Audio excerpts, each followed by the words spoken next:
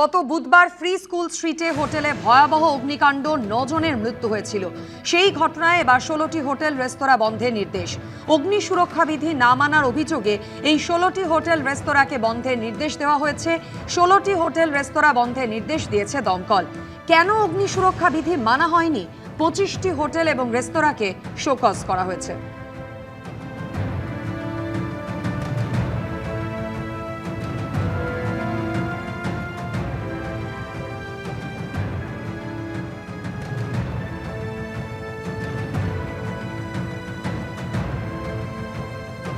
প্রত্যেকটা হোটেলে তারা এই মুহূর্তে রিসেপশনের যারা অফিসিয়ালস তাদের সাথে কথা বলছেন এবং বিভিন্ন নথি, ফায়ার লাইসেন্স থেকে শুরু করে বিভিন্ন নথি তারা কিন্তু খতিয়ে দেখছেন।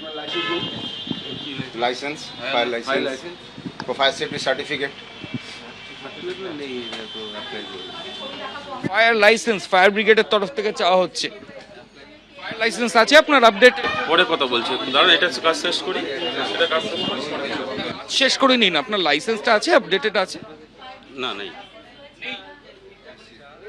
সেখানে যিনি আছেন তিনি প্রকাশ্যে স্বীকার করে নিচ্ছেন। এরপরে আর কোনো আপডেট কিছু নেই। আপনি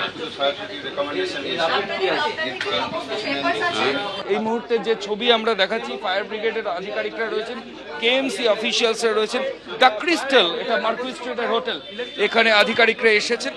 এই মুহূর্তে দেখাবো আমরা হোটেলের বিভিন্ন নকশা, ফ্লোর প্ল্যান থেকে শুরু করে বিভিন্ন নথি, সেগুলো জয়েন্ট ইন্সপেকশন টিমের ফায়ার ব্রিগেড এবং কেএমসির যারা অফিসিয়ালস তারা সেগুলো এক্সামিন করছেন।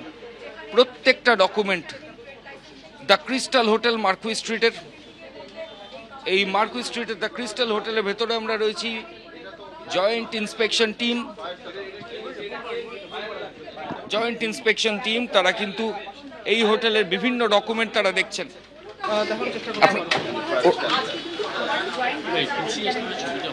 ওরা কি সব ডকুমেন্ট প্রডিউস করতে পারছে?